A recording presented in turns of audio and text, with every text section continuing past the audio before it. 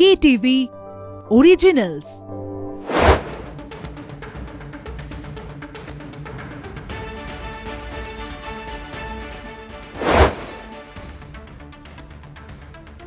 সবাইকে স্বাগত। আমি জয়জ্যোতি রয়েছি আপনাদের সঙ্গে। শুরু করছি stadium bulletin presented by 1x bat. আর আজকে স্টেডিয়াম বুলেটিনে অনেকগুলো টপিক এক এক করে আসবো। প্রথম যে প্রসঙ্গ সেটা অবশ্যই ভারত বনাম আফগানিস্তান ম্যাচ। এই ম্যাচ আর কিছুক্ষণ পরেই কিন্তু শুরু হবে। মানে বার্বাডোসের স্থানীয় সময় 10:30টায় শুরু হতে চলেছে ভারত বনাম আফগানিস্তান ম্যাচ। প্রথম ম্যাচ অবশ্যই জিততে চাইবে ভারতীয় দল, এবং বেশ কিছু জিনিস কিন্তু বলার। সেটা হচ্ছে যে এই ভারত আফগানিস্তান ম্যাচে উইকেটটা ঘিরে কিন্তু সাংঘাতিক রকম ভাবে চর্চা চলছে যে কি হতে পারে উইকেট। মনে করা হচ্ছে যে এই উইকেটে টার্ন করবে, তবে এখনো পর্যন্ত উইকেটের যা চিত্র বা রূপ সেটা হচ্ছে যে ব্রাউনিশ উইকেট। সাধারণত বার্বাডোসের উইকেট যে ইতিহাস রয়েছে, বার্বাডোসে গ্রিনিশ উইকেট হয়, কিন্তু এই উইকেট কিন্তু টোটালি ব্রাউনিশ উইকেট, মানে খাকি রঙের মতো এই উইকেট। এবং মনে করা হচ্ছে যে হয়তো বল কিছুটা থমকে আসবে, বল কিছুটা টার্ন করবে, এবং যদি বল টার্ন করে, বল থমকে আসে, তাহলে কিন্তু আফগানিস্তান চ্যালেঞ্জ ছুড়ে দেবে ভারতের বিরুদ্ধে। আর ভারতও তৈরি। রাহুল দ্রাবিড় অলরেডি কিন্তু কালকে প্রেস কনফারেন্স করেছেন এবং তিনি যথেষ্ট রকম ভাবে সমীহ করছেন আফগানিস্তানকে। তিনি বলছেন যে আফগানিস্তান ক্রিকেটাররা বিভিন্ন লিগে খেলে, বিভিন্ন বিদেশি লিগে খেলে, তারা অনেক এক্সপিরিয়েন্সড। ইন্ডিয়ান ক্রিকেটারদের থেকেও কিন্তু এই টি-20 খেলার ব্যাপারে এক্সপিরিয়েন্সড, তাই এতটা সহজ লড়াই কিন্তু হবে না। উইকেট নিয়ে সাসপেন্স যেমন রয়েছে, আরেকটা বিষয় ফ্যাক্টর, কোনো ফ্যাক্টর হবে না এই ম্যাচে, যেহেতু সকালে ম্যাচ। উইন্ড একটা ফ্যাক্টর, কারণ বার্বাডোস স্টেডিয়ামটার ঠিক পাশেই কিন্তু সমুদ্র রয়েছে, সমুদ্র থেকে হাওয়া আসছে, এবং সেক্ষেত্রে এটা একটা ফ্যাক্টর হতে পারে। সকালের দিকে ময়েশ্চার থাকবে, বল কি টার্ন করবে এটা একটা বড় প্রশ্ন, এবং সিমারাও কিন্তু কিছুটা ইনিশিয়াল স্টেজে সাহায্য পেতে পারেন। তাই ভারতীয় টিম কম্বিনেশনের দিকে চোখ থাকবে, টিম কম্বিনেশন কি হতে চলেছে। এবং টিম কম্বিনেশন নিয়ে আমরা গত দুদিন ধরে আলোচনা করছি। আশা করা হচ্ছে কুলদীপ যাদব হয়তো প্রত্যাবর্তন করতে পারেন এই ভারতীয় স্কোয়াডে। এবার রাহুল দ্রাবিড়কে গতকাল প্রশ্ন করা হয় যে কুলদীপ যাদব কি আসছেন দলে। সেই সময় কিন্তু তিনি পরিষ্কার বলেন যে উইকেটের কন্ডিশন বুঝে আমরা টিম সিলেক্ট করব, এবং কুলদীপ যাদব আর যুজবেন্দ্র চাহাল দুজনের নামেই কিন্তু ভাবা হচ্ছে। কে আসবেন, দুজনের মধ্যে যে কোনো একজন আসবেন, কে আসবেন এখন পর্যন্ত স্থির নয়। এবং আরেকটা প্রশ্ন হচ্ছে কার জায়গায় আসবেন। এবার বিষয় হচ্ছে যে অনেকে বলছেন যে রবীন্দ্র জাদেজাকে বসিয়ে কে আনা হবে, নাকি অক্ষর প্যাটেলকে বসিয়ে আনা হবে। টিম সূত্রে কিন্তু এখনো পর্যন্ত যা খবর যে রবীন্দ্র জাদেজা বা অক্ষর প্যাটেলকে কিন্তু তারা বসাতে চাইছে না, তারা খেলাতে চাইছে এই ইম্পর্টেন্ট ম্যাচে। রবীন্দ্র জাদেজা খুব একটা ভালো ফর্মে নেই, কিন্তু তা সত্ত্বেও তিনি 3D ক্রিকেটার, বড় ইম্প্যাক্ট ফেলতে পারেন বড় ম্যাচে, তাই তাকে রাখতে চাইছে ট্রাম্প কার্ড হিসেবে। আর অক্ষর প্যাটেলের পারফরমেন্স কিন্তু খুব একটা খারাপ নয়, এবং তিনি ব্যাট হাতেও যথেষ্ট রকম ভাবে সক্রিয়, আর বলটাও ভালো করতে পারেন, এবং শুধু উইকেট নেওয়ার ক্ষেত্রে বলছি না, ইকোনমিক্যাল থাকেন, এর একটা বড় গুণ অক্ষর প্যাটেলের। তাই অক্ষর প্যাটেলকেও কি মানে রাখা হবে এই টিমে। এটাও শোনা যাচ্ছে যে 3 পেসারের মধ্যে হয়তো এক পেসারকে বসতে হতে পারে, মোহাম্মদ সিরাজকে সেক্ষেত্রে জায়গা স্যাক্রিফাইস করতে হতে পারে, কারণ অর্শদীপ সিং যে ফর্মে রয়েছেন, অর্শদীপকে বসানোর কোনো প্রশ্ন নেই। অপরদিকে জসপ্রীত বুমরা যে ফর্মে রয়েছেন, তাকে বসানোর তো কোনো ভাবাই যায় না। হার্দিক পান্ডিয়া হয়তো থার্ড পেসার হয়ে খেলবেন, এবং অপরদিকে 3 স্পিনার রবীন্দ্র জাদেজা, অক্ষর প্যাটেল এবং কুলদীপ যাদব অবলিক যুজবেন্দ্র চাহাল।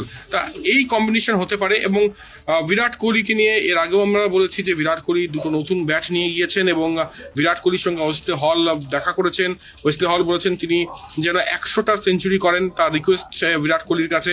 ওয়েসলে হলের জায়গায় এসে বিরাট কোহলি কি মাতাবেন আজকে সেটা দেখা যাক। তিনি খুব একটা ভালো ফর্মে নেই, টি-20 ওয়ার্ল্ড কাপে 1-4-0 তার রান সংখ্যা, তাই তার দিকে অবশ্যই চোখ থাকবে। বিরাট কোহলি অবশ্যই একটা বড় ফ্যাক্টর। বড় ম্যাচে বড় খেলোয়াড়ের জাত চেনা যায়, বিরাট কোহলি অবশ্যই জাত চেনানোর চেষ্টা করবেন আজকে আফগানিস্তানের বিরুদ্ধে সুপার 8-এর এই যে প্রথম ম্যাচে ভারত মুখোমুখি হতে চলেছে। তাই বিরাট কোহলি ব্যাটিং অর্ডার নিয়েও অনেক প্রশ্ন, যে তিনি ওপেন করবেন নাকি তাকে তিনে দেওয়া হবে। কিছু কিছু ক্রিকেটার, ইন্টারন্যাশনাল ক্রিকেটার বলছেন যে বিরাট কোহলিকে যদি তিনে দেওয়া হয় তাহলে হয়তো বেটার হবে। এবি ডিভিলিয়ার্স অনেকটা সেই সুরই তাল মিলিয়েছেন যে মিডিল অর্ডারটা অনেক স্ট্রং হয়ে যাবে যদি তাকে মিডিল অর্ডারে দিয়ে যদি প্রথমে রোহিত শর্মা, যশস্বী জয়সওয়াল ওপেন করে, তবে এই চেঞ্জের সম্ভাবনা কিন্তু খুব কম। বিরাট কোহলি এখনো পর্যন্ত যা খবর তিনি ওপেন করতে চলেছেন, এবং ব্যাটিং অর্ডারে খুব একটা কিন্তু সেরকম ভাবে চেঞ্জেস হবে না বলেই খবর। সঞ্জু স্যামসন মাফ করবেন না, শিবম দুবে নিয়ে কথা উঠছিল। শিবম দুবে কি খেলবেন না, কারণ তার ভালো ফর্ম নেই, খুব একটা রান করতে পারেনি, একটি ম্যাচে অবশ্যই রান করেছেন। কিন্তু শিবম দুবের ব্যাপার যেটা শোনা যাচ্ছে যে তিনি স্পিন ব্যাশার, মানে স্পিনের বিরুদ্ধে দুরন্ত পারফর্ম করতে পারেন, এবং এই উইকেট যদি স্পিন হয় তাহলে শিবম দুবে কিন্তু একটা ক্রুশিয়াল ফ্যাক্টর হয়ে উঠতে পারেন এই বারবাডোসে। তাই শিবম দুবেকে তাকে রেখেই কিন্তু এগোতে চাইছে ভারতীয় থিঙ্ক ট্যাঙ্ক।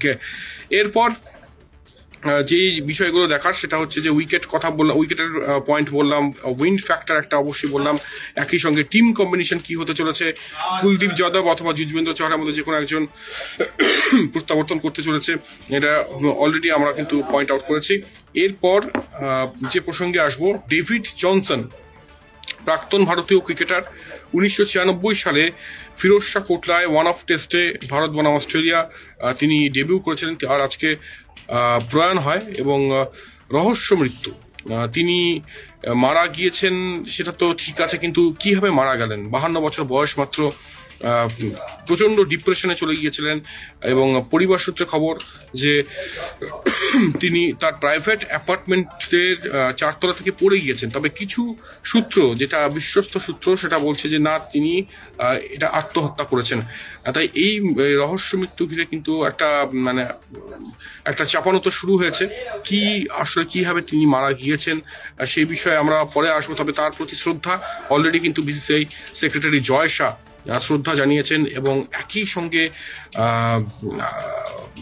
গৌতম গম্ভীর, অনিল কুম্বলে প্রত্যেকে শ্রদ্ধা জানিয়েছেন। মানে খুব দ্রুতই ডেভিড জনসন চলে গেলেন আমাদের ছেড়ে। ডেভিড জনসন 1996 অস্ট্রেলিয়ার বিরুদ্ধে ডেবিউ করেন, ডারবানে একটি টেস্ট খেলেন, এবং ফার্স্ট ক্লাস ক্রিকেটে যথেষ্ট ভালো পারফরমেন্স, তার প্রতি আমাদেরও কিন্তু শ্রদ্ধা রইল।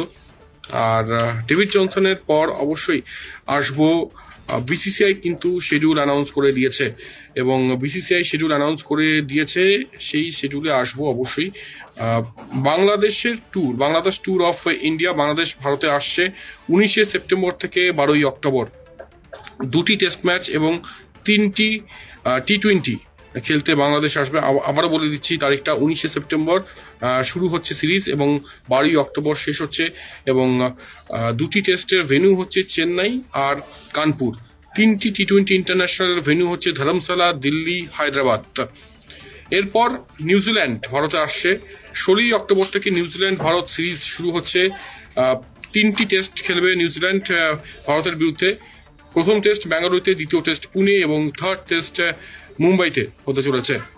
এরপর 2025 মানে প্রথমেই জানুয়ারিতে কিন্তু ইংল্যান্ডের বিরুদ্ধে ভারতের সিরিজ, যেটা 22 জানুয়ারি শুরু হচ্ছে এবং শেষ হবে 12 ফেব্রুয়ারি।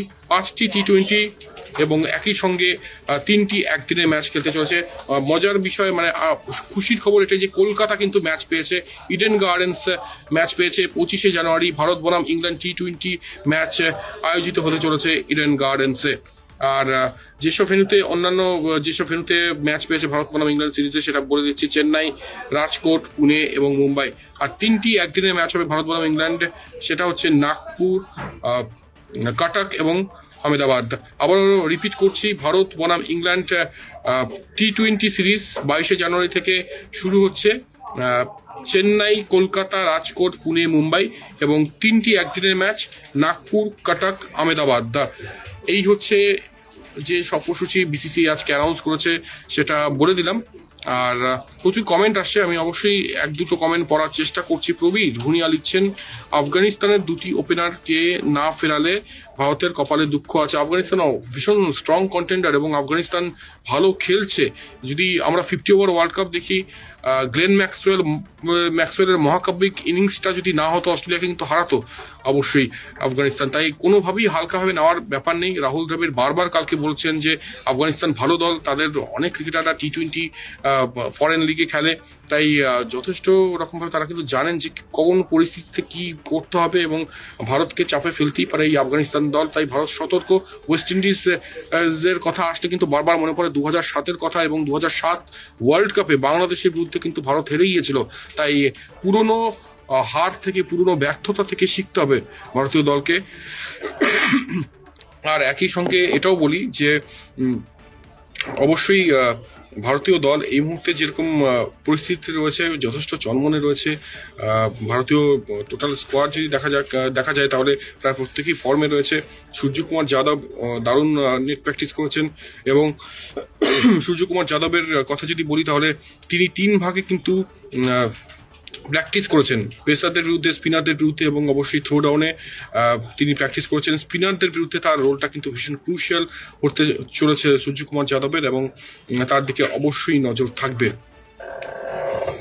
এরপর যেটা বলার সেটা হচ্ছে যে আজকের দিন, দিস ডে দ্যাট ইয়ার, আজকে স্পেশাল কি? আজকে স্পেশাল হচ্ছে সৌরভ গঙ্গোপাধ্যায় 1996-এ আজকে ডেবিউ করেছিলেন, এবং ইংল্যান্ডের বিরুদ্ধে সেই ডেবিউ 131 রান, বাকিটা ইতিহাস।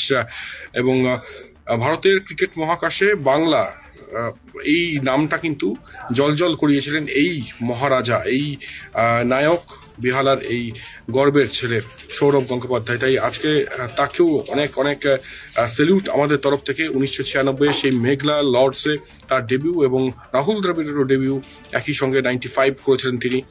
বরাবরই ভারতীয় ক্রিকেটের কর্ণ থেকেছেন, প্রথম টেস্ট থেকে একদম শেষ অবধি। একই সঙ্গে সৌরভ গঙ্গোপাধ্যায় 131 করেছেন, তারপরের টেস্টে 136 করেছেন ট্রেন্ট ব্রিজে, এবং একটা যাত্রা শুরু হয়ে যায়। সৌরভ ভারতে মানে আসার পর থেকে অ্যাজ ক্রিকেটার তিনি যেমন নিজেকে এস্টাবলিশ করেন, তারপরে ক্যাপ্টেন হিসেবে নিজেকে এস্টাবলিশ করেন। সেই যাত্রা শুরু হয়েছিল আজকের দিন থেকেই।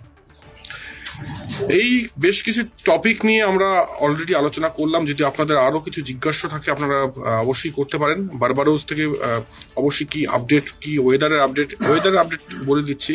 ওয়েদারের যেটা আপডেট, যে মেঘলা আছে অবশ্যই বারবাডোসের ওয়েদার। এই মুহূর্তে হালকা বৃষ্টি হওয়ার সম্ভাবনা রয়েছে। গতকাল কিন্তু কিছুক্ষণের জন্য বৃষ্টি হয়েছে বারবাডোসে, তবে মনে করা হচ্ছে ম্যাচে কোনো ইম্প্যাক্ট পড়বে না। সমুদ্র যেহেতু পাশে রয়েছে, উইন্ড ফ্যাক্টর একটা হতে পারে, এবং উইকেটে প্রথম দিকে ময়েশ্চার থাকতে পারে, বল থমকে আসতে পারে, বল টার্ন করতে পারে, এবং দু রকম রোলিং চলে। একটা তো উইকেটের উপর দিয়ে রোলিং গিয়েছে, সাইড ওয়েজ রোলিংও চলে বারবাডোসে। তাই ইন্টারেস্টিং হতে চলেছে এই ম্যাচ। খুব বড় বাউন্ডারি নয়, তাই যদি বেশি রান হয় তাহলেও কিন্তু অবাক হওয়ার কিছু থাকবে না। মানে এই উইকেটটা ডিফারেন্ট, এই ভেন্যুটা ডিফারেন্ট ইউএস এর থেকে, তাই অবশ্যই চমক থাকবে অবশ্যই বারবাডোসে।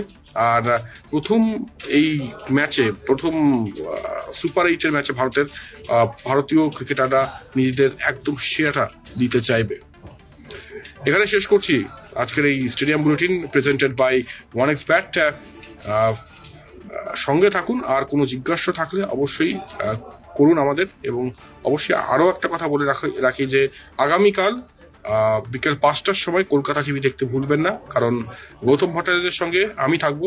আপনাদের এই ম্যাচ নিয়ে যা জিজ্ঞাসা সেটা আপনারা কমেন্ট বক্সে লিখুন, আমরা সেই প্রশ্নের উত্তর দেবো। আজকের ম্যাচ নিয়ে অ্যানালিসিস তো চলবে, একই সঙ্গে ভারত বাংলাদেশ ম্যাচ প্রিভিউ কিন্তু কালকে আমরা করবো কলকাতা টিভিতে। একই সঙ্গে সেটা কলকাতা টিভি অনলাইনেও থাকবে, তাই চোখ রাখতে ভুলবেন না কলকাতা টিভি এবং কলকাতা টিভি অনলাইনের পর্দায়। আজ আসছি, ভালো থাকুন, সুস্থ থাকুন।